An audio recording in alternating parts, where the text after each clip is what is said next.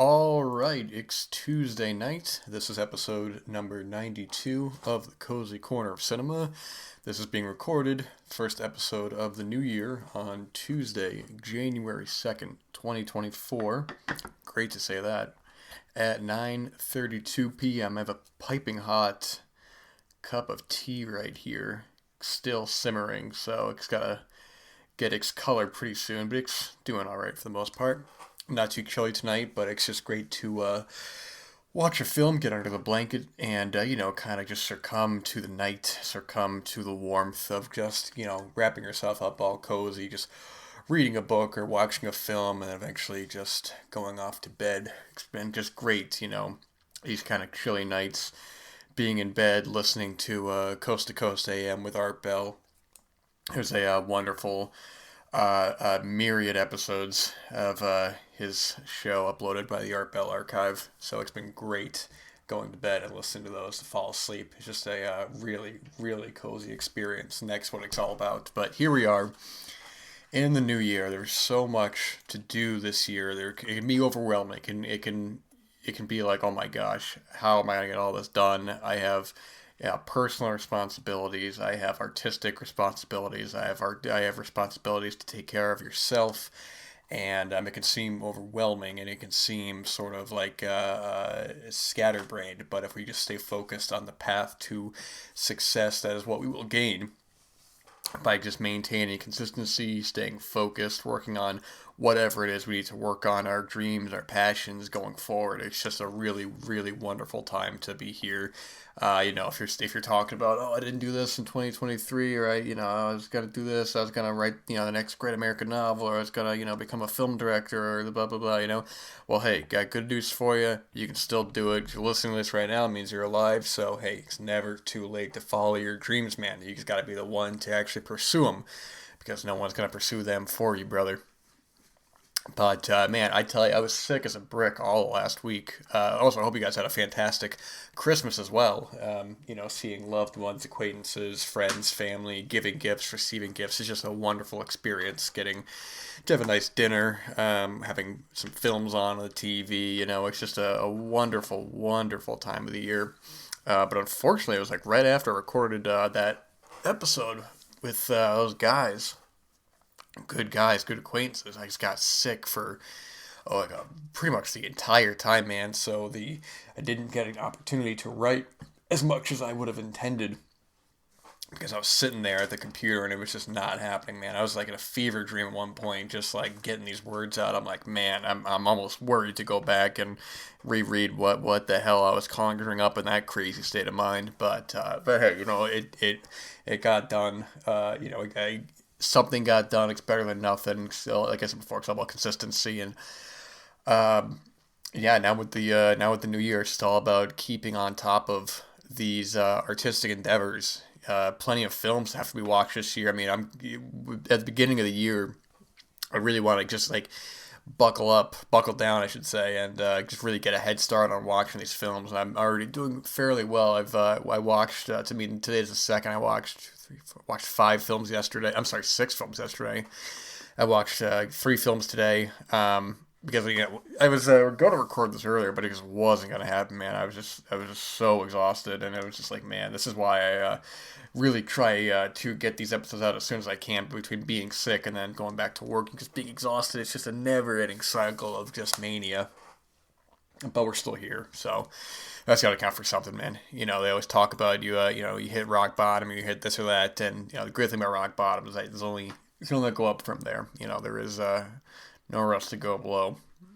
But yeah, I'm gonna hopefully get another film out after I record this. This will probably be up on Wednesday, so because I'm recording this a little later than normal, let alone on a Tuesday, which I've only ever done once before. But yeah, plenty's been watched this past week, I should say, since the last time, because the last episode was on the 22nd. So I was playing catch up with a lot of films, just like trying to play catch up on a lot of 2023 films, and get in just some last minute ones to you try to make a year end list, but ultimately it's just not going to happen properly, because there's so many films that you're just not gonna see for a while. I mean, there's still four or five that I know I won't be able to see for a little while. Like the Jonathan Glazer's new film, Zone of Interest. I don't have a clue when that's coming out here. I think it's out on like the West Coast or something, but it's not out here, so I don't even know when that's coming out. And then new Julia Binoche film I won't be able to see till February, and Hirokazu Kurita has a new film out, which I won't be able to see till Friday. So, I mean, I put together like a little list just for, just to have some sort of compilation of the films that I had seen this year that I enjoyed the most. But it's realistically, it's not going to be complete for a while. I mean, I'm thinking of like, I didn't see a film like Hold Me Tight until October, or even like October or November of 2022, and that was a 2021 film technically. So, it's going to take a little while to really have a clear sort of idea of what are truly, your favorite films or the ones that really stick with you, But it's also good because everybody's rushing out to give their top favorite films of the year, and you really want to let them simmer for a while and settle with you, and films that you may not have appreciated or liked as much in the first viewing, then you really start to think about it and sit on it, and maybe you come around, or maybe you have a different perspective on it. There's just so many films like that I just first see it, I'm just like I'm ambivalent towards them overall, and then you just got to let it kind of sit with you and fester in your mind, whether positively or negatively. I mean, that's why it's an artistic medium, because we interpret all art differently and how it emotionally affects us, and that's what makes film so great is really just how emotionally it affects us. And I say emotionally, I mean like you're crying or something, man. I mean like just sort of the coziness that it brings you, or the joy or the sadness or whatever it is relating to our own personal experiences, how these films fit in our lives. We all have those films that are just beyond favorite films. They're films that maybe you saw at a time and a place, or they remind you of somebody in your life, or this and that, and they really kind of linger with you more so than you can put in words. And that's what kind of makes the whole film watching experience so grand, because it's always that idea of possibility of just like, wow, you put on a film and you don't even know the next 90 minutes could change your life forever. It's just such a great rush of adrenaline to just really be like, oh my gosh, I just watched this incredible film, and then you think about it for years. I mean, there's I watch a lot of films, man, but there are the ones that, because I did put together a little 50 favorite discoveries and first time watches list. And when I say 50 favorite, I don't even think it's be a top 50, because I can't put some of these films in the same category. But films, I watched about 1,100 films last year, including short films, including like probably 2 or 3 miniseries. So give or take, some features, and also counting rewatches, probably about 80 or so rewatches. So I mean, you can either way, it's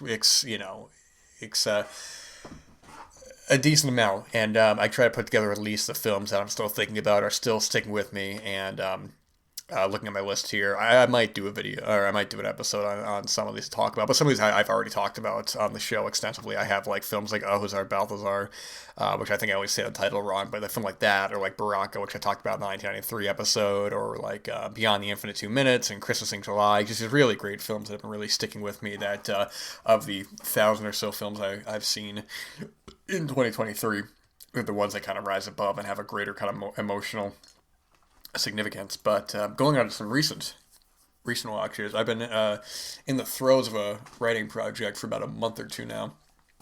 I think probably about a month actually, and I had to read up. I wanted to catch up on some of Harry Reems' filmography, some of his films that I hadn't seen before, or I wanted to brush myself up on, and that leads down other paths of films. Harry Reems, a famous adult film actor. I've talked about Deep Throat many a time on the show. Talking about its 50th anniversary, and I talked about it again a little while ago when I read that Linda Lovelace book by Eric Danville, I think was his name. But I wanted to give a proper watch to from 1973 of one of his most notable films. I'm sorry, 1975. My apologies. His film Forced Entry. Let me get the IMDb up right here. I have some notes here as well, but I also want to just have a reference point. Still letting the tea kind of simmer. I'm drinking this delicious Scottish tea. It's, I don't know what part of Scotland it's actually made, and you can get this at a damn grocery store in America. But it's like it's got a certain flavor that I really just love. But written and directed by Sean Costello, starring Harry Reems in the main role. He plays this guy. We have this character. I don't even think he has a name. It's just gas station attendant. I don't think many of the characters have names, but anyways, I don't remember.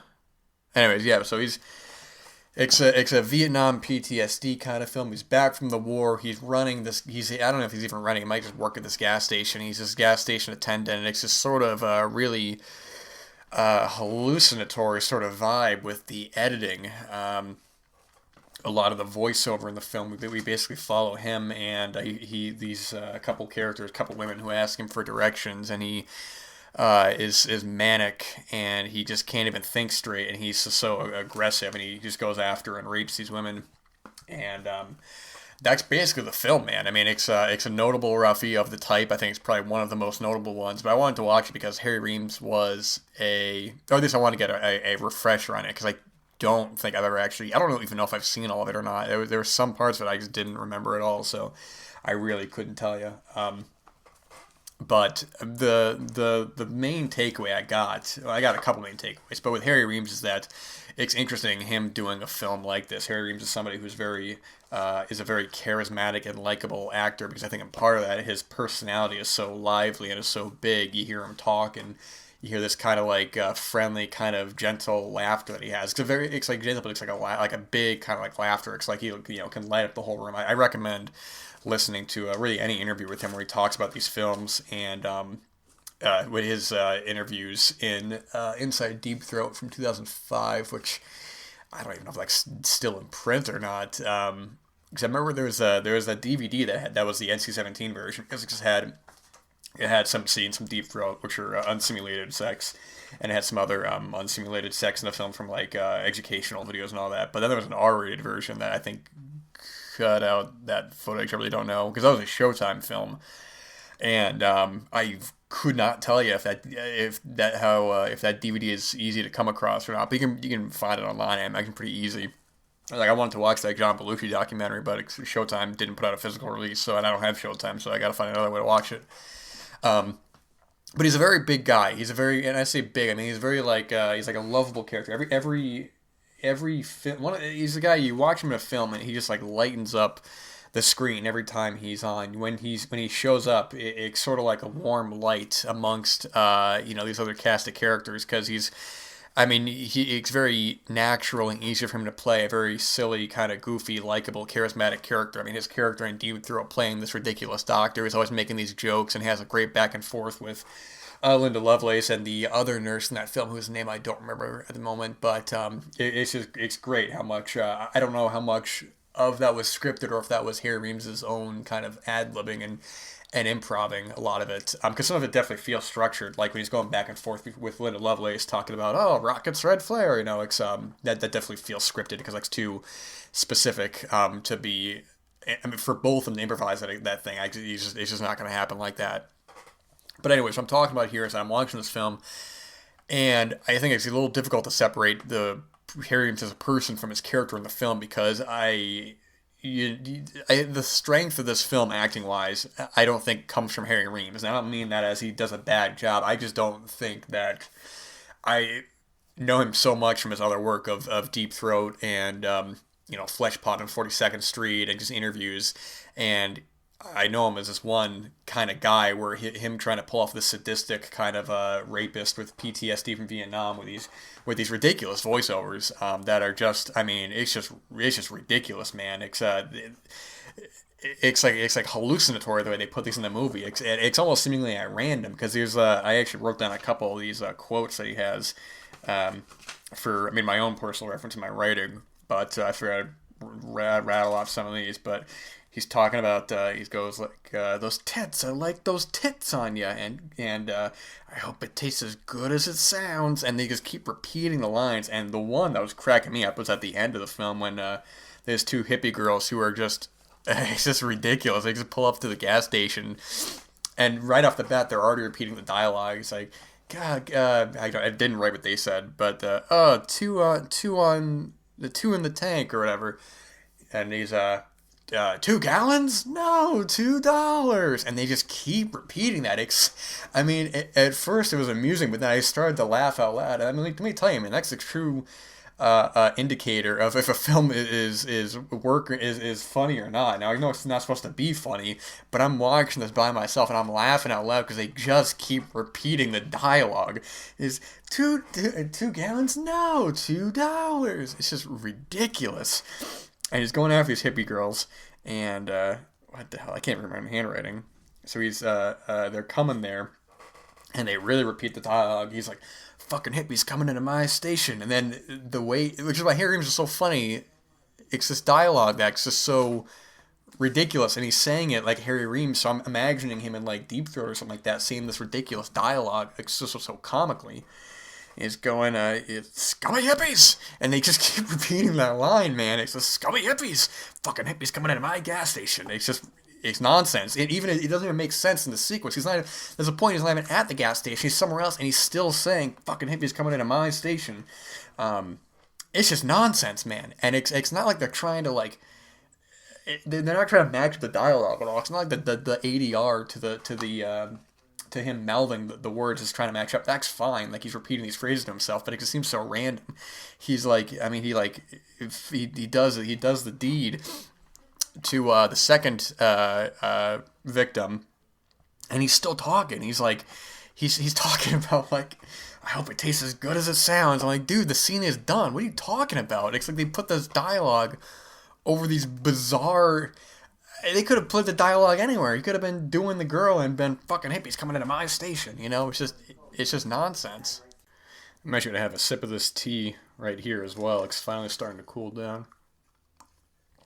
Just enough to drink, and it's very, very delicious. Perfect for this time of night. But as I was saying before, yeah, I mean those relapses of dialogue. It is just you're taking a wild subject. This guy come back from war. He's just raping all these women. It should be horrific, and it is horrific. Don't get me wrong. But then you got like these editing of the dialogue. It's oh my gosh, man. Well, I would say the sequence that works the most in the film is the one with another really solid actor, Laura Cannon. Who actually, I'm sorry. Let me pull the thing up right here. Who would actually go on the next or the previous.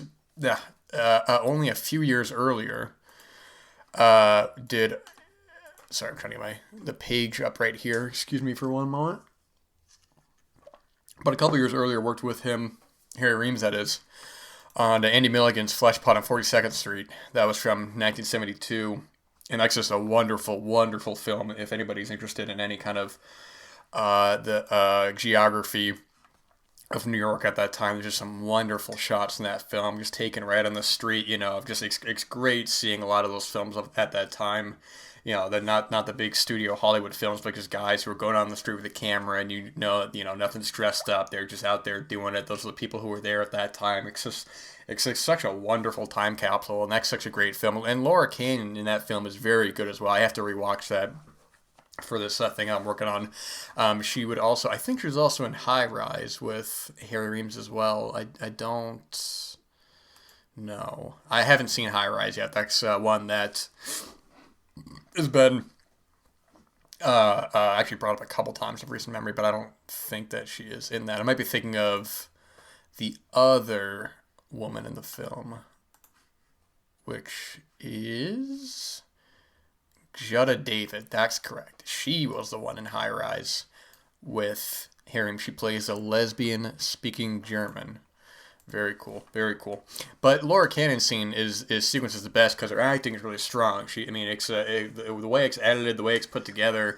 It has Harry Reems' kind of a wild dialogue, but at the same time, her terrified reactions and then the aggression, and especially the way the sequence ends, how it doesn't cut away. It's very well done, and I think the strongest of the whole film. But the lead up to that is such a slog, man. Even the way that he finds her, I had to actually, I've never done this before in a film. I actually had to rewind that specific scene because I had no idea how he got to her location.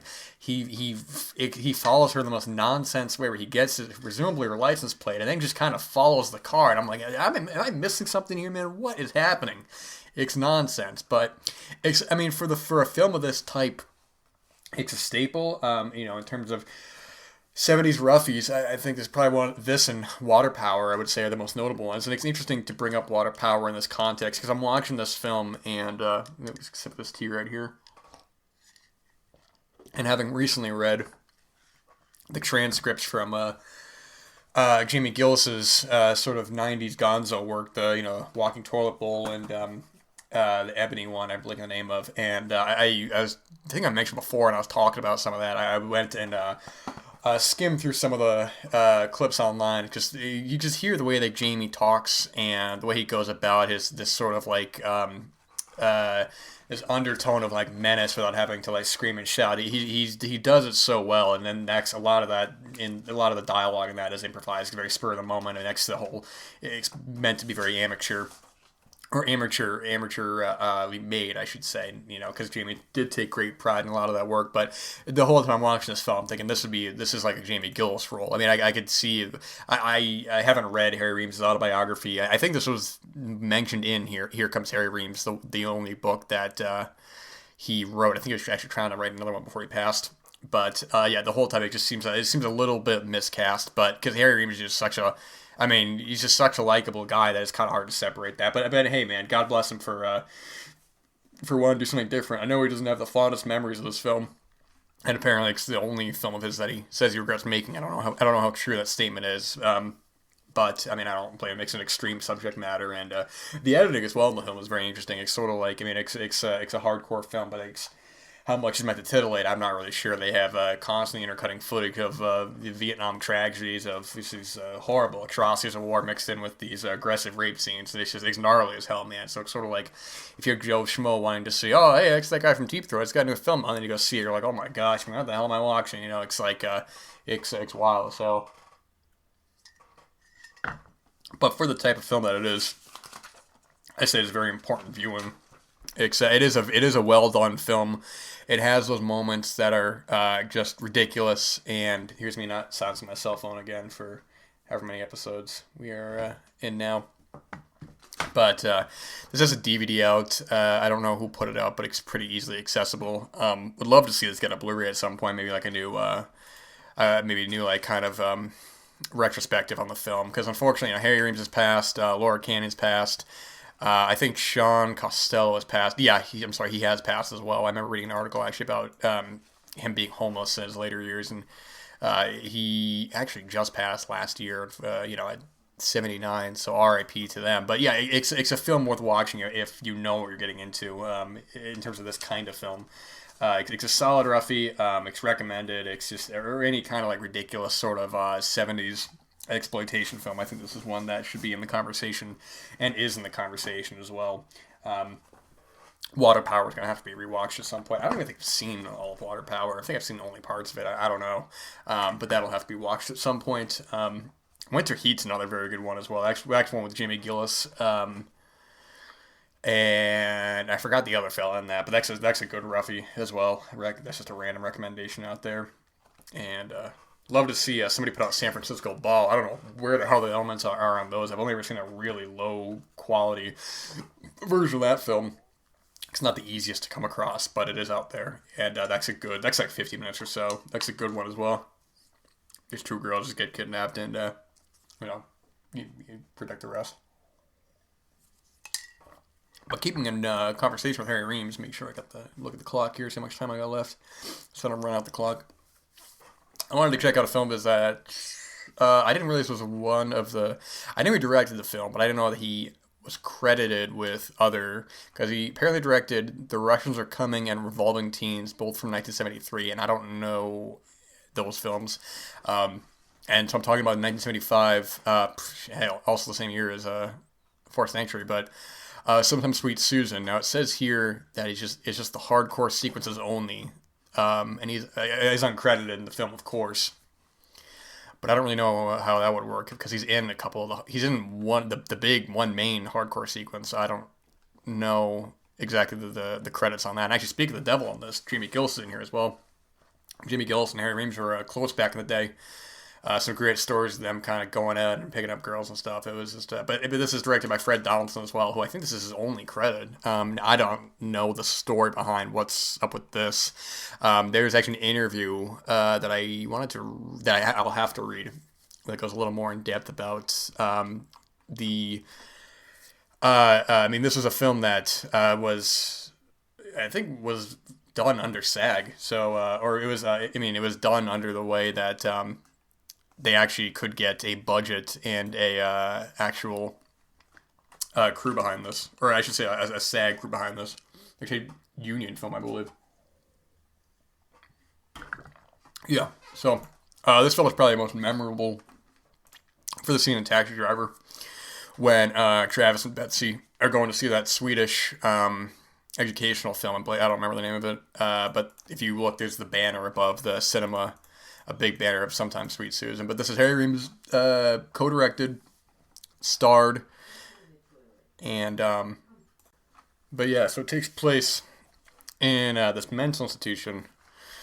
Harry Reems once again is playing a doctor, and we have this character in the film, Susan, played by Sean Harris, and now you watch the film and there's just her only credit. Apparently, I'm not familiar with her at all. I'll be upfront, and I will say, if you're gonna watch this film, I did find a couple versions of this film online that have the very beginning of the film cut off, because the film opens up with a dream sequence between Harry Reems and Sean Harris, but other versions I found go right into the opening credits. Now, I think, I mean, you want to watch the film, The Intender, The Intender, good gosh, man, I've been up all day, the director intended to make, and so just keep that in mind. But you have that opening sequence, and then Harry Reems playing a doctor, and there's this girl, she's like, they found her, she's not really saying a whole lot, and he's trying to be,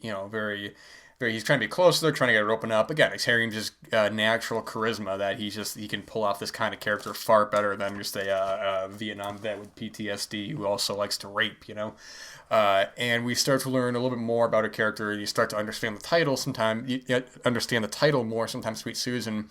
But there was one sequence in this film that's just so ridiculous. It's like, it's just nonsense. It's like, one of the nurses in the film is going to check up on Susan, and she's like, I mean, it's not even a spoiler, whatever, but the Susan's like trying to seduce this nurse, and I'm waiting for the nurse to be like, what? No, wait, I'm not doing this. This is ridiculous. I'm a nurse. I'm a professional. You're a crazy patient. But the nurse, she gives in to her temptations, and I'm like, oh my gosh, lady, this is, you're terrible at your job if all you're doing is banging the patients, man. But it's great having films like this set in asylums or institutions. Think of like hardcore. Think of like, it's like a very kind of like claustrophobic setting, and Reems plays the character so well. The editing in the film goes from very well done to very choppy. Now, I'm talking about the X-rated version of the film. I don't know what the differences are in the R-rated version besides the obvious of the, hardcore sequences being cut out. So maybe that R-rated version is the one without the opening sequence, but I don't know. It seemed just like a bad cut, but I really don't know. I didn't investigate further. But you have like this ridiculous sequence when he's talking to the head kind of like doctor there, one of the other doctors, and it's like every time they cut, they just wait for the next line of dialogue. It's like they finish their line, cut, pause, line of dialogue, end of dialogue, cut, pause. It's like ridiculous, man. But then they have a lot of these flashing sequences, like the opening title sequence is great, and they have these sort of like really crazy kind of like flashing sequences, like they do in Forced Entry as well, when it gets pretty hectic, and they have the Vietnam War footage. Like, that's all great, but that one scene was so distracting watching that scene. I'm like, my gosh, man, it's just like dialogue, cut. It's like they're waiting for like every cut is like starting. It's ridiculous, man. But time's not on my side, so I'm gonna wrap this up here. 2024, have a fantastic rest of your day. This is the year to make your dreams come true. Do not waste it. Make sure you're living the life that you want to live, and if you're not, time to change that. Hey, man, it's a beautiful life to live. Don't let the little things in life get you down. Everything can be resolved. Ain't worth getting stressed out over. It's just not worth it. When you're on your deathbed, you're not going to think about X, Y, and Z. You're going to hopefully be thinking about whether you lived a good life or not. So anyways, man, That's all I got. Thank you for listening. New Blu-ray episode coming later this week.